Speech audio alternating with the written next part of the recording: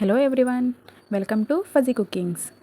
Tasty home made recipes కోసం మన ఛానల్ని సబ్స్క్రైబ్ చేసుకోండి. ఇప్పుడు మనం ఎంతో టేస్టీగా ఉండే పాల తాలికలను ఎలా తయారు చేసుకోవాలో ఇప్పుడు చూద్దాం. ఈ టేస్టీ రెసిపీ కోసం ముందుగా మనం 1 కప్పు బియ్యపిండిని తీసుకోవాలి. సరైన కొలతలతో పాల తాలికలను చేస్తే చాలా టేస్టీగా ఉంటాయి. బియ్యపిండి తీసుకున్న కప్పుతో ఒక పాత్రలో 1.5 కప్పుల నీరుని మరిగించండి. మరిగే నీటిలో బియ్యపు పిండిని కొద్ది కొద్దిగా వేసి కలపండి. ఇలా కలపడం వల్ల బియ్యపు పిండి ఉండలు కట్టకుండా ఉంటుంది. ముద్దలా అయ్యాక 2-3 నిమిషాలు ఉడికించండి. కొద్దిగా చల్లారిన తర్వాత మెత్తగా కలుపుకుని ముద్దలా చేసుకోండి. తాలికలు చేయడానికి చేతులకు లేదా జంతికల గిద్దకు కొద్దిగా నెయ్యి రాసి చేయండి. నేనైతే చేత్తో చిన్న చిన్న తీగల్లా రౌండ్గా చేసుకున్నాను. మీరు మీకు ఇష్టమైన విధంగా ప్రిపేర్ చేసుకోండి. చూశారు కదా, ఈ విధంగా తయారు చేసుకోండి. స్టవ్ మీద ఒక పాత్రను పెట్టి 1 కప్పు బియ్యానికి 1 కప్పు బెల్లాన్ని కొద్దిగా నీటిలో కరిగించండి.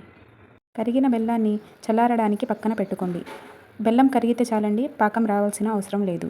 పాలను ఒక మందంపాటి పాత్రలో మరిగించండి. తర్వాత నానబెట్టుకున్న 2 చెంచాల సగ్గుబియ్యాన్ని పాలలో వేసుకోండి. నేను 1 కప్పు బియ్యానికి లీటర్ పాలను తీసుకున్నాను. మీరు మీ క్వాంటిటీని బట్టి పాలను తీసుకోండి. మరుగుతున్న పాలల్లో 2 యాలుక్కాయలను దంచుకుని వేసుకోండి.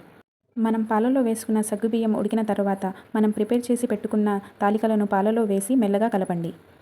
ఇలా కలిపిన పాల తాలికలో 1 చెంచా బియ్యపు పిండిని నీటిలో ఉండలు లేకుండా కలిపి పాలలో వేసుకోండి. ఇలా వేయడం వల్ల పాల తాలికలు అనేవి మనకు చాలా క్రీమీగా టేస్టీగా ఉంటాయి. తాలికలు బాగా ఉడికిన తర్వాత కరిగించి పెట్టుకున్న బెల్లాన్ని తాలికలలో కలపండి. గుర్తుపెట్టుకోండి, కరిగించిన బెల్లం బాగా చల్లారిన తర్వాతే తాలికలలో కలపండి, లేకపోతే పాలు విరిగే అవకాశం ఉంది. అంతే, స్టవ్ ఆఫ్ చేసుకుని మీకు నచ్చిన డ్రై ఫ్రూట్స్ను నేతిలో వేయించుకుని పాల తాలికలో కలుపుకోండి. చూశారు కదా, ఎంతో ఈజీగా క్రీమీ టేస్టీగా పాల తాలికలను ఎలా ప్రిపేర్ చేసుకోవాలో.